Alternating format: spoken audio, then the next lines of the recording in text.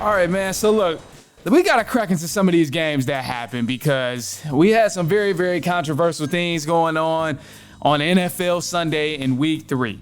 Now, Travis Hicks is still here with me. Fox 47 covers all of Detroit sports, but well-rounded in all of the sports teams. So still here with me.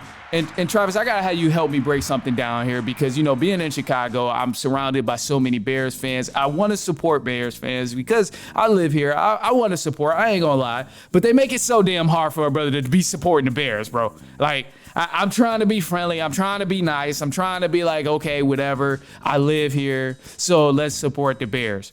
But recently, we seen them lose to the Indianapolis Colts, 21-16. Bears did not look that good. Caleb Williams threw over 50 passes, which is insane, and they still ended up losing the game.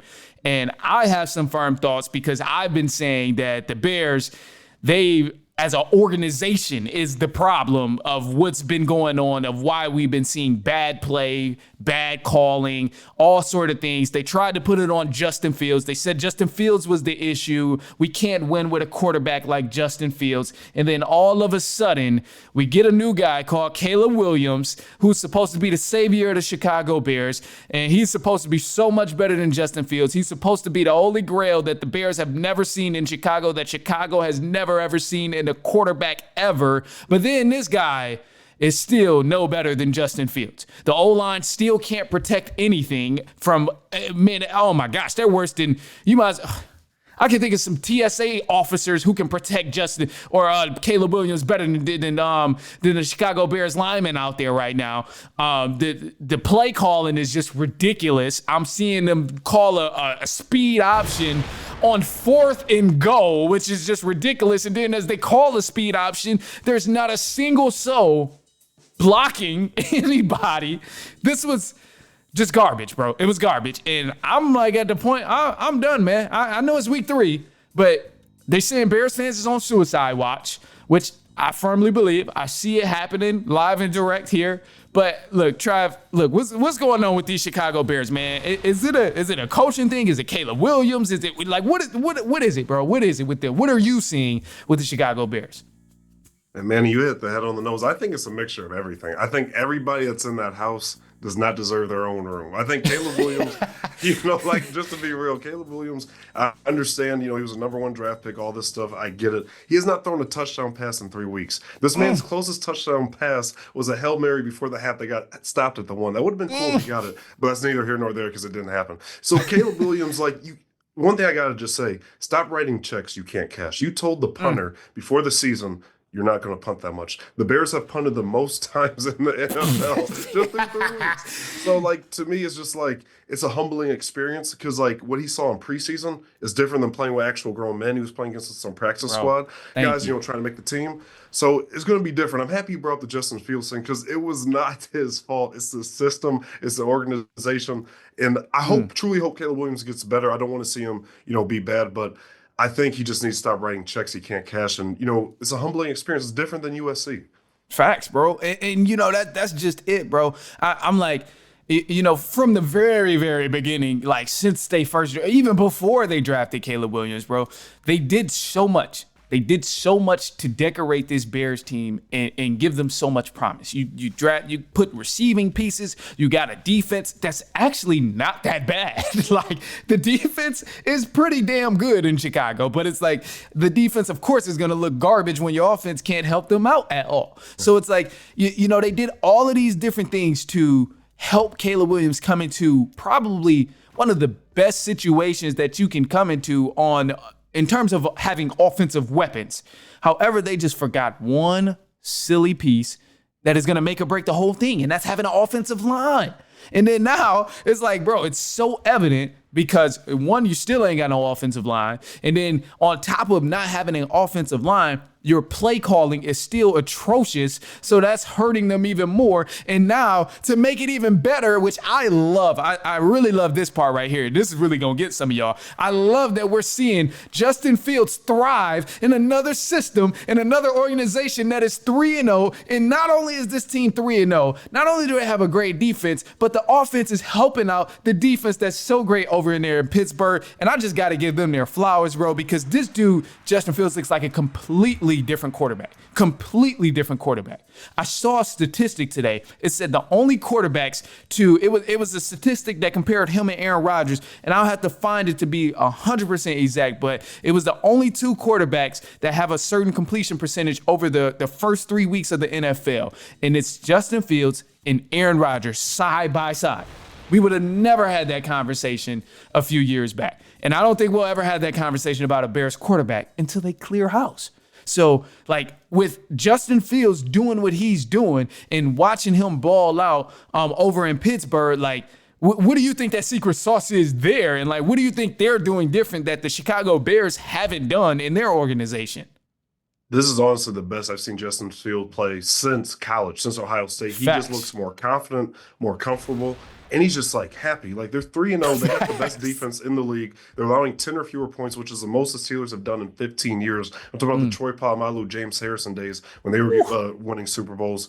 Like Justin Fields, I believe this Steelers team is a playoff team. I'm not going to say they're going to win the AFC or make an AFC title game, but I believe they can make a wild card, and they got a chance in their division. Like Justin Facts. Fields is throwing dots. This man had over 200 total yards yesterday. He can run on his feet, and he was, he had a passing touchdown too. So with the weapons and system he's in, this is a perfect system because the Steelers have been struggling to get a quarterback since Big Ben retired. Because we saw Kenny Pickett wasn't it, and Russell Wilson he's just an old veteran now. He's just going to do his thing from the sideline. But Fields, this is perfect, dude. He's a dual threat, and Mike Tomlin. Dude's never had a losing season, so he finally got the young quarterback he could breed for some time, and it kind of shows to the Bears it's like you lost a good one. You lost somebody that you could have. And DJ Moore, He really did.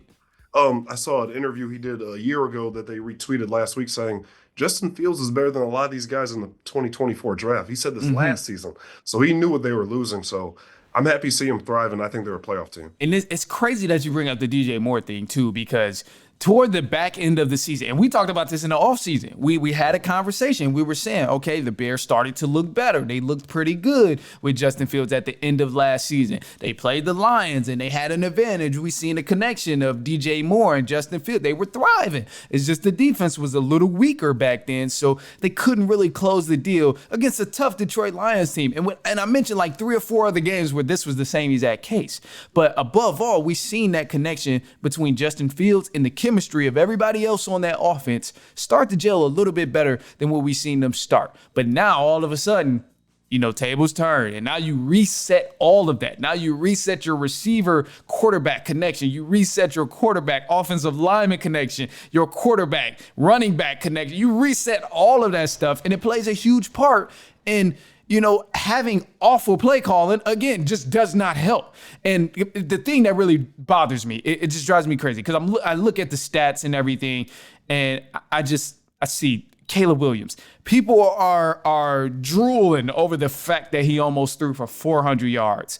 Seen a statistic. It said he's the only Chicago Bears quarterback to throw for over 360 yards, within his first 3 games. And I'm like, okay, that stuff sounds cute. It looks good. It looks nice on paper when you see a fancy graphic. But also, the thing people are forgetting, you give damn near any quarterback 50 chances to throw the ball, he's going to throw for 400 yards. Can you imagine giving C.J. Stroud 50 freaking chances to throw the ball?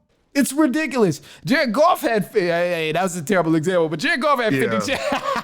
He's had 55. I got to mess with the Lions fans a little bit. And it was just abnormal. It was abnormal to see quarterbacks throw the ball that much. So it's wild, man. And the thing is, not to cut you off, Manny. No, you good. Threw 50 pass attempts with no touchdown passes. No touchdowns. Like, it's wild, bro. And I'm looking at, like, the play calling and just how the offense is orchestrated between them and the Pittsburgh Steelers. And, like, I'm like, Steelers really struck gold at this point, and I just gotta leave with this. I'll leave with this. Should they continue to start Justin Fields? I believe they should, because he roll with the hot hand. Hell, roll with the hot hand. He's balling. He's doing his thing. But I gotta ask you, should they keep going with Justin Fields, or insert Russ as a starter as they proclaimed in the beginning of the season? No, keep Justin Fields. You keep riding the hot hand. And two, this is the best scenario for the Steelers. They got Justin Fields and Russell Wilson. People are like, why do you guys have two starting quarterbacks? Justin Fields is a younger guy. You can develop him. He could be their starting quarterback if his cards play right for the next 10 years. He could be their next franchise guy. He's still young. So I will keep rolling with Justin Fields. And if he continues to have a good season, you make the postseason, this is your guy for the future. Because they've been looking for somebody to have stability to replace Big Ben, because you've had the defense. Now you got the quarterback for your offense. This is a playoff team.